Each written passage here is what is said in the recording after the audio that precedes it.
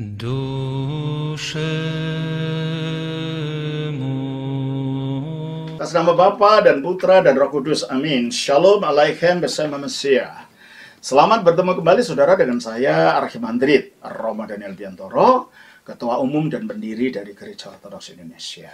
Kita akan melanjutkan acara kita, yaitu menjawab pertanyaan-pertanyaan yang saudara sudah kirim kepada saya. Tapi jangan lupa ya, yang belum, untuk subscribe dan untuk klik itu like-nya, serta klik itu tombol notifikasi, gambar gentar notifikasi itu, serta untuk share kepada sebanyak teman mungkin ya, supaya ini makin berkembang pelayanan ini. Dan kalau saudara merasa terbeban atau terdorong untuk mendukung pelayanan ini, dan saudara mau mempersembahkan sesuatu, saudara bisa kirim kepada alamat rekening bank yang ada di bawah ini. Dan kalau saudara ingin belajar lebih lanjut, lebih jauh lagi tentang iman ortodoks Rasulullah ini, saudara bisa telepon kepada Romo Yakobus, yang nomor teleponnya ada di bawah juga, minta supaya didaftarkan kepada program kami namanya Katekisasi Nasional. Sehingga saudara bisa belajar lebih lanjut melalui katekisasi ini, melalui Zoom online. Tapi saya ingatkan, pelajaran ini bukan hanya sekedar untuk mendapat ilmu, enggak. Pelajaran ini dimaksudkan untuk menjadi memang niat belajar, jadi bergabung kepada Gereja Ortodoks, menjadi orang Ortodoks. Kalau hanya mau belajar-belajar biasa aja, nggak usah ikut situ. Nanti saudara akan di kick out, nanti ditendang keluar. Belajar aja dari yang ada ini ya. Tapi kalau memang ada keinginan untuk menjadi anggota Gereja Ortodoks, saudara ikut ambil bagian di dalam program Katekisasi Nasional. Dan kalau saudara ingin berkunjung ke tempat kami, ingin melihat ibadahnya, saudara nanti bisa lihat itu ada alamat-alamat parokia dan komunitas-komunitas Ortodoks yang ada di beberapa tempat. Barangkali dekat dengan rumah saudara di situ. Ya, alamatnya hanya di situ. Ini pertanyaan berikutnya ini berasal dari Bapak Handoko, Surabaya. Salam Aleichem Archimandrit. Ya, Romo Daniel aja lah, nggak usah nama formal-formal gitu. Salam Aleichem, Pak Handoko. Mohon maaf mengganggu aktivitasnya. Enggak, memang sudah sewaktunya disiapkan untuk menjawab gini. Saya mau bertanya tentang pernyataan dari seseorang. Saya nggak usah sebut namanya ya, karena ada etis ini juga menyebut nama orang di sini. Saya bilang seseorang aja. Dari seseorang tentang Yesus adalah Roh Kudus di Injil Matius 1 ayat 20 sebagai berikut. Tetapi ketika ia mempertimbangkan maksud itu, malaikat Tuhan nampak kepadanya dalam mimpi dan berkata, Yusuf anak Daud, janganlah engkau takut mengambil Maria sebagai istrimu. Sebab anak yang di dalam kandungannya adalah dari Roh Kudus. Apakah benar bahwa Yesus adalah Roh Kudus itu sendiri? Mohon pencerahan. Sekali lagi, Archimandrit Romo Daniel saja ya. Terima kasih dan kiranya Allah yang Esa Bapa Anak Roh Kudus memberkati. Amin.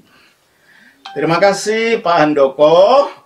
Sebagaimana dalam arahan saya kepada saudara-saudara yang lain, kalau membaca Alkitab itu jangan ambil satu ayat lalu itu dijadikan mutlak menurut pemikiran kita sendiri. Itu nanti jadi bidat. Kenapa? Kata bidat itu bahasa Arab itu sih, bid'ah artinya inovasi, tapi inovasi yang negatif gitu loh. Itu bahasa aslinya dalam bahasa Yunani adalah heresis. Heresis itu berasal dari kata eris. Eris itu memilih. Memilih satu pokok dari kebenaran iman itu dijadikan mutlak sebagai penafsiran seluruhnya. Bukan begitu. Kalau kita mau memahami ayat Alkitab, lihat konteksnya, perikopnya di atas ini sedang berbicara apa. Ya, lalu sedang dalam konteks apa itu dibicarakan. Dan juga ketika ada ayat, ada kata, satu kata, itu kita harus melihat itu dibandingkan dengan berita kitab suci secara keseluruhan. Jangan satu ayat itu lalu kita bikin itu suatu kebenaran mutlak. Nah, ini mungkin orang ini yang mengatakan, yang Bapak sebutkan namanya, yang saya tidak mau sebutkan ini, mengatakan apakah benar bahwa Yesus itu adalah Roh Kudus? Karena ada kata dari Roh Kudus. Baik, saya baca ayatnya ini kan pemberitaan malaikat Gabriel ketika mengetahui bahwa Maria sudah hamil sebelum mereka menikah. Nah, disangka, ya itulah pikiran normal manusia kan. Ada perempuan gadis belum nikah, belum ketemu siapa-siapa, katanya mau ditunangkan kepada saya, belum saya apa-apakan kok sudah hamil. Apa ini tidak melakukan perzinahan dengan orang lain gitu kan? Nah, dalam keraguan-raguan inilah akhirnya malaikat Gabriel datang. Coba kita baca di dalam Matius pasal 1 ya. Di dalam Matius pasal 1 kita baca demikian. Pasal 1 ayatnya yang ke-18 sampai 20. Kelahiran Yesus Kristus adalah seperti berikut. Pada waktu Maria, ibunya, bertunangan dengan Yusuf, ternyata ia mengandung dari Roh Kudus sebelum mereka hidup sebagai suami istri. Karena Yusuf suaminya, seorang yang tulus hati dan tidak mau mencemarkan nama istrinya di muka umum, ia bermaksud menceraikannya dengan diam-diam. Tetapi ketika ia mempertimbangkan maksud itu, malaikat Tuhan nampak kepadanya dalam mimpi dan berkata, Yusuf, anak Daud, janganlah engkau takut mengambil Maria sebagai istrimu, sebab anak yang dalam kandungannya adalah dari Roh Kudus. Terima kasih. Jadi dalam dua ayat pasal 18 dan 20, ini dikatakan bahwa kandungan itu dari Roh Kudus. Tidak dikatakan kandungan itu adalah Roh Kudus, enggak. Tapi dari. Terus ayat 20, Yusuf anak Daud, janganlah engkau takut mengambil Maria sebagai istrimu, sebab anak yang dikandung dalam kandungannya adalah dari Roh Kudus. Tidak dikatakan adalah Roh Kudus. Ini ada buku. Situ ada open. Buku saya berikan ada open. Buku ini dari mana? Dari Romo. Buku dari Romo Daniel. Tapi Romo Daniel bukan buku itu. Betul? Jelas? Apalagi, berarti kalau gitu, kalau kandungan itu dari Roh Kuduslah yang memberikan kandungan itu. Bukan Roh Kudus yang menjadi kandungan itu. Ya, apalagi kalau kita lihat dari bahasa aslinya. Kita baca di dalam Matius pasal 1 ayat 18 ayat 20 dikatakan begini. Tu the Yesus Kristus igenesis utos in. Adapun kelahiran Yesus Kristus adalah seperti demikian. Menis tethesis this starts up to Maria to Yosef. Ketika ibunya Maria itu bertunangan dengan Yusuf, prin i sineltin, sebelum mereka kumpul bersama. Aftus RFT engastri. Ya, dia diketemukan dalam sudah hamil ek pneumatos agiu. Hamil ek pneumatos agiu. Ek itu artinya keluar dari atau berasal dari. Kalau bahasa Inggrisnya out of, bukan from. Jadi yang diterjemahkan dalam bahasa Indonesia dari itu berasal dari kata Yunani ek, artinya out of. Ya. Ayat 20 juga. Tafta defti entimithentos. Ketika dia sedang berpikir demikian, itu lihatlah angelos kiriu kat onar evani afton legon. Lihatlah malaikat Tuhan dalam mimpi menampakkan diri kepadanya, katanya, Yosef, Ios David, Yusuf anak Daud, mi fovitis, jangan kamu takut para labin untuk menerima Maryam, ya Maryam, tin yinekasu, wanitamu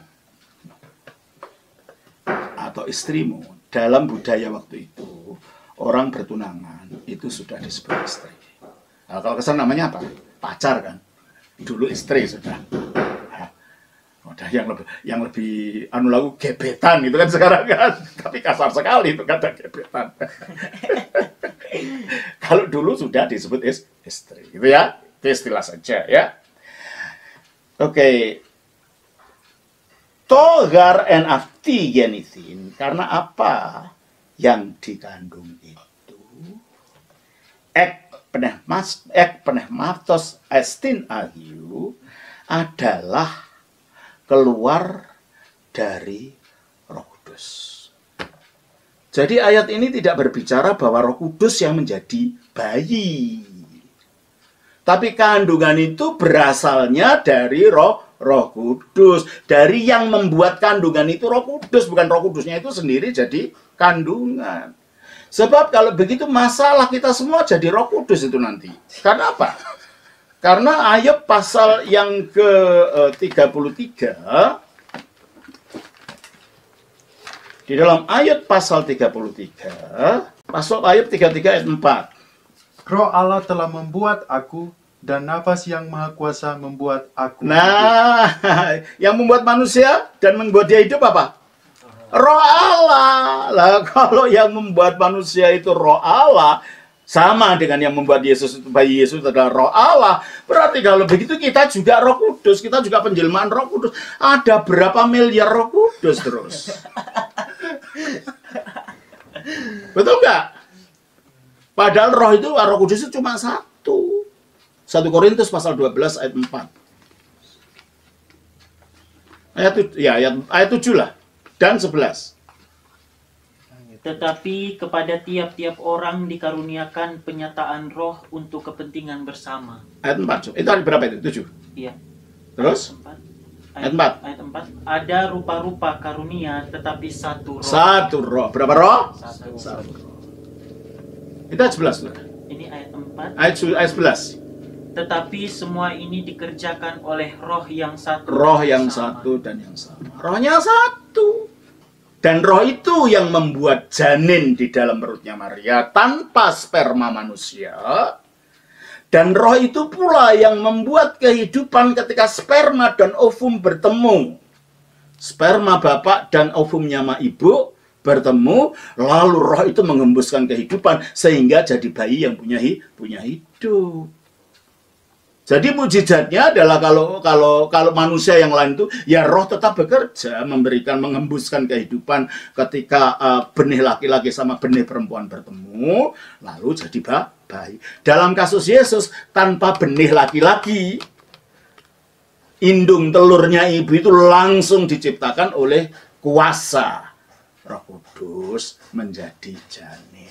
Jadi bukan Roh Kudus yang jadi Yesus, dan Yesus bukan Roh Kudus. Masalah kalau Yesus Roh Kudus itu banyak ayat-ayat dalam Alkitab yang menentang kebenaran ini, gitu loh. Coba kita baca di dalam Matius 4. Ada banyak ayatnya, yang saya tunjukkan beberapa saja. Matius pasal 4. Ayatnya yang ke-1. Maka Yesus dibawa oleh roh. Nah, kok bisa? Kalau Roh Kudus adalah dirinya, kok dia dibawa Roh Kudus? Gimana terus? Roh Kudusnya keluar lalu didorong gitu ya? Kalau memang dia Roh Kudus. Hah? Betul nggak ini? Logikanya mana ada? Jelas ya? Kita baca juga Matius pasal 4, pasal 3, ayatnya yang ke ayat 16. Sesudah dibaptis, Yesus segera keluar dari air. Nah, yang keluar dari air apa? Yesus dengan tubuhnya sebagai manusia. Terus? Dan pada waktu itu juga langit terbuka, dan ia melihat Roh Allah seperti burung. Nah, kalau Yesus itu Roh Kudus, apa terus tiba-tiba berubah jadi burung turun lagi gitu? Jelaslah yang dibaptis wujud manusia itu berbeda dengan roh yang turun dalam rupa seperti, bukan betul-betul burung merpati, seperti burung merpati. Jadi Yesus itu adalah firman-Nya Allah, bukan Roh Kudus. Roh Kudus itu rohnya Allah. Ya. Lagi. Kita baca Lukas pasal 1 ayat 26. Ayat 34 deh. Kata Maria kepada malaikat itu, "Bagaimana hal itu mungkin terjadi karena aku belum bersuami?" Jawab malaikat itu kepadanya, "Roh Kudus akan turun atasmu dan kuasa Allah yang..." Nah, jadi yang membuat Maria hamil apa? Roh Kudus yang akan turun, yang adalah kuasa Allah yang maha tinggi. Kalau Yesus itu firman-Nya Allah, Roh Kudus itu prinsip dari kuasanya Allah. Prinsip dari nafasnya Allah. Ini loh, nafas itu berdengan dari firman sama enggak? Itu nafas. Ada apa-apanya enggak nafas itu? Enggak. Hanya menunjukkan bahwa saya hidup, ada kekuatan dalam diri saya, gitu kan? Tapi kalau firman apa ya yang saudara dengar ini?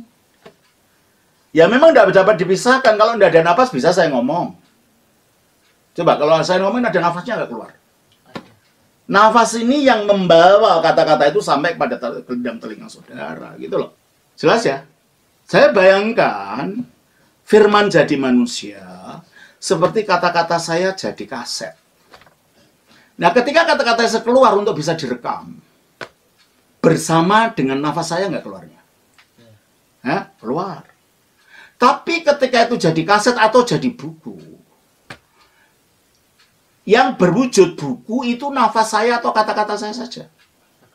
Nah, nanti yang berwujud bayi ya bukan roh, itu nafas ilahi. Yang berwujud bayi firman-Nya Allah. Seperti kata-kata saya nanti yang berwujud buku, yang berwujud kaset, yang berwujud apa gitu kan. Jadi Maria itu gambarannya ini untuk mudahnya saja, tapi jangan ditarik terlalu jauh. Maria itu gambarnya seperti mesin recorder gitu loh. Supaya si kaset ini bisa mengandung kata-kata saya. Dan kasetnya itu adalah, ya kalau sekarang CD ya. Kasetnya itu adalah plastik gitu loh.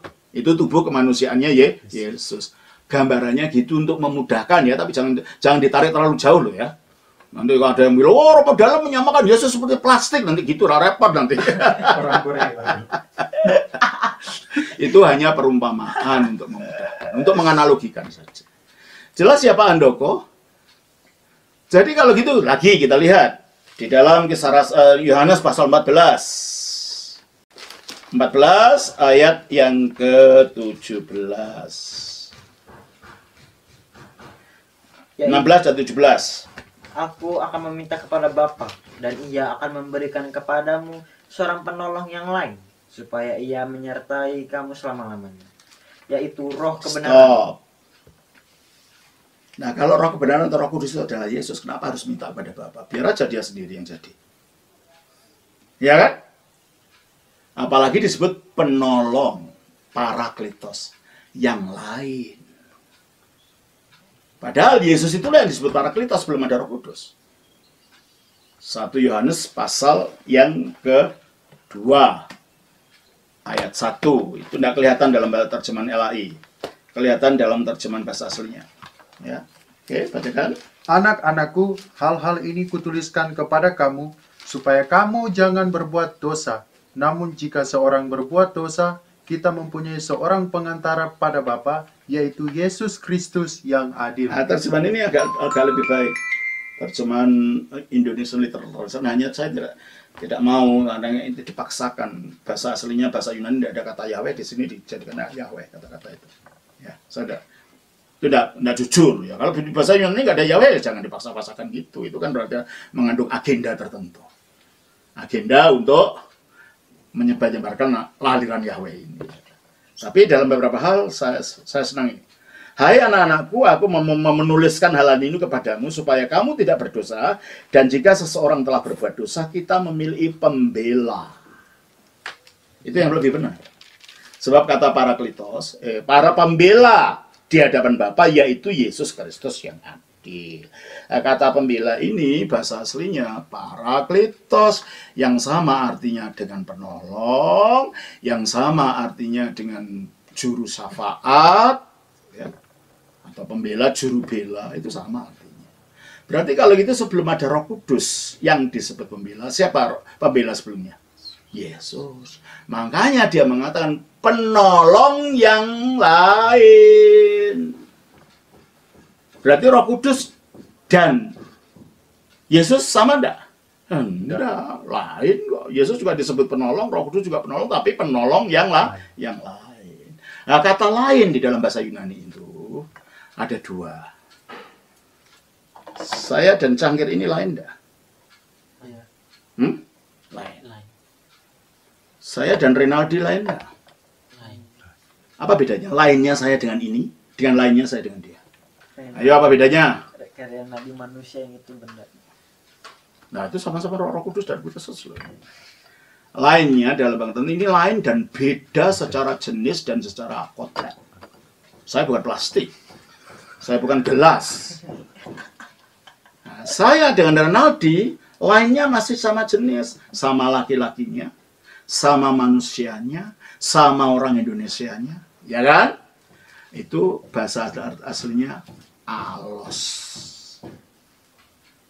Makanya dalam Kisah Rasul pasal yang ke 14 ayat 16 ini, Roh Kudus disebut alon parakleton dalam bentuk objektif, tapi kalau dalam bentuk subjektif, alos parakletos. Tahu subjektif itu? Kok nggak tahu? Ayo belajar bahasa Indonesia nggak? Hah? Subjektif itu pokok kalimat. Kalau objektif itu apa? Kalimat penderita. Subjektif itu yang melakukan pekerjaan. Wah, masa saya mengajar bergramatika bahasa Indonesia? Objektif itu kata kalimat penderita. Udah, nggak apa-apa sedikit supaya, karena banyak masalah teologi, banyak menggunakan bahasa Indonesia yang benar, jangan ngawur gitu loh. Ya. Aku melempar batu pada Paul. Subjeknya mana? Aku. Pokok pelengkap penderitanya mana? Melempar. Paul. Karena dia yang dikenai pekerja. Jelas ya. Nah, di dalam saya ngomong apa kok jadi itu tadi? Jadi lupa sampai. Subjektif. Penolong yang lain. Hah? Penolong yang lain. Jadi kalau Kristus disebut Parakletos dan Roh Kudus juga disebut Parakletos, tapi Roh Kudus disebut alos Parakletos kalau subjektif, tapi alon Parakleton kalau objektif. Di sini objektif, karena akan disuruh. Dan dia akan mengutus penolong yang lain. Jadi kalau bahasa Yunani itu objektif, maka bunyinya alon parakleton. Karena disuruh kan. Tapi kalau dia yang menyuruh, alos parakletos. Berarti kalau gitu, kata alon itu adalah sama, tapi masih sejenis. Beda tapi masih sejenis. Ya. Ya sama Renaldi tadi beda, saya bukan Renaldi, saya Roma Daniel, tapi masih saja sama laki-lakinya, sama manusianya, sama orang Indonesianya, ya tak? Roh Kudus juga gitu, sama ilahinya, sama keluar dari Bapaknya, sama tinggal dari Bapaknya. Tetapi Roh Kudus itu bukan firman. Roh Kudus itu nafas ilahi, gitu loh. Jelas ya? Jadi kalau begitu, jelas tidak mungkinlah bahwa yang jadi manusia dilahirkan Maria itu adalah Roh Kudus. Yang jadi manusia adalah firman. Tetapi yang merencanakan supaya firman itu jadi manusia siapa? Bapa. Karena demikianlah Allah mengasihi dunia itu sehingga dikaruniakannya anaknya yang tunggal. Jadi turunnya firman itu oleh siapa? Kehendak siapa? Kehendak Bapa. Lalu yang menyiapkan tubuh bagi firman itu siapa? Rohnya. Tapi yang menjadi wujud daripada yang disiapkan dengan tubuh itu siapa? Firman-Nya. Jadi yang jadi manusia Yesus itu bukan roh Allah, tetapi firman Allah. Firman itu telah menjadi manusia. Yohanes 1:14 tidak pernah dikatakan roh itu juga jadi manusia, tidak ada. Apalagi kita lihat di situ. Roh Kudus waktu Yesus dibaptis menampakkan diri dalam bentuk seperti burung merpati. Roh Kudus menuntun Yesus dan lain-lainnya. Makanya tolong deh jangan hanya pada satu ayat lalu ditafsirkan sendiri. Lihatlah pada berita Alkitab secara keseluruhan. Itu banyak munculnya ajaran bidat karena itu. Memaksakan pendapatnya sendiri tanpa melihat apa yang diajarkan oleh para pimpinan-pimpinan rohani yang berasal dari zaman para rasul yang disebut para bapak gereja. Bukan kita yang baru tahu Alkitab itu, bukan. Sudah ribuan tahun Alkitab itu sudah digeluti oleh gereja gitu loh. Dan itu mereka bukan orang-orang bodoh. Mereka ahli sarjana ini dan itu gitu loh. Maka tolong dah kita rendah hati dah sedikit untuk melihat. Dan jangan, karena ini agama Kristen, iman Kristen, jangan hanya menjadi acuannya pimpinan rohaninya agama lain, umpamanya dari Yahudi, para rabi. Ya para rabi akan membenarkan agama Yahudi, bukan agama Kristen. Jadi keliru semua. Kalau orang-orang Yahudi punya para rabi dalam Talmud, kita punya para bapak gereja di dalam tulisan-tulisan bapak gereja yang jumlahnya ratusan. Cobalah belajar ke sana. Terima kasih ya. Jadi kalau di dalam Islam juga punya para tabiin, tabiin itu ya, para orang-orang yang punya warisan dari Nabi Muhammad. Kita juga orang Kristen Ortodoks itu punya. Mari orang Kristen kembalilah kita kepada akarnya supaya tidak keliru-keliru kita memahami iman Kristen itu. Ya, terima kasih Pak Handoko. Saya kira itu yang bisa saya berikan. Semoga ini bermanfaat dan memberikan penjelasan. Tuhan memberkati. Shalom. Selamat Bapa, Putra, dan Roh Kudus. Amin.